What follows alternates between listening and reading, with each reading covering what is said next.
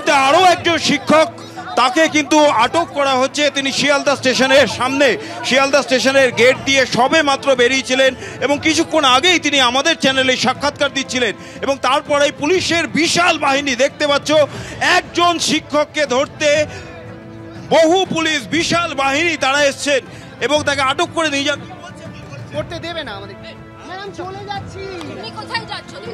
দেখতেই পাচ্ছ সুবিধা, একজন শিক্ষক, কেবলমাত্র একজন শিক্ষক, তাকে গোটা পুলিশ বাহিনী ধরে টেনে হিচড়ে নিয়ে যাচ্ছে এবং নিয়ে গিয়ে প্রিজন ভ্যানে তুলছে।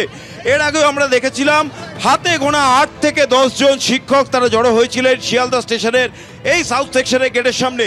তখনও পুলিশ এইভাবে কার্যত অভিযান চালিয়ে তাদেরকে আটক করে নিয়ে যায় এবং এই মুহূর্তে একজন শিক্ষক মাত্র, তাকেও পর্যন্ত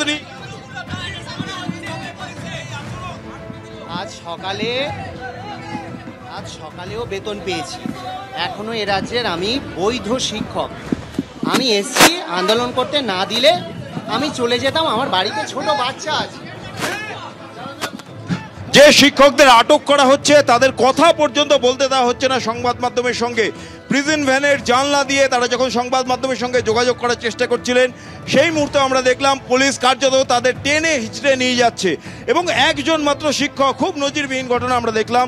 যে শিক্ষকরা সুপ্রিম কোর্টের নির্দেশে চাকরি হারিয়েছেন, চাকরি ফিরে পাওয়ার জন্য দীর্ঘদিন ধরে তারা আন্দোলন চালিয়ে যাচ্ছেন, রাস্তায় বসে রয়েছেন, আজকে তারা শান্তিপূর্ণ একটি মিছিলের ডাক দিয়েছিলেন এবং তারপরেই দেখা যায় তাদের জমায়েত শুরু হওয়ার আগে থেকেই তাদেরকে টেনে হিচড়ে নিয়ে যাওয়া হচ্ছে। একটু শুনে নেবো তিনি কি বলছেন। হ্যাঁ, তার মানে এখনো এ রাজ্যের বৈধ শিক্ষক আমরা। কি বলবো বলুন, আমার বাড়িতে ছোট বাচ্চা আছে। দেখুন কি বলবো। একজন শিক্ষককে রীতিমতো ম্যান মার্কিং করে তুলে নিয়ে যাওয়া হচ্ছে ব্রতদীপ এবং একজন শিক্ষক যেখানে তারা দাঁড়িয়ে রয়েছেন, শিয়ালদা স্টেশন হোক, মেট্রো স্টেশন হোক, তাদের বেছে বেছে তুলে নিয়ে যাচ্ছে পুলিশ। না না, আপনি আমি মিছিলের জন্য এসেছিলেন? না না,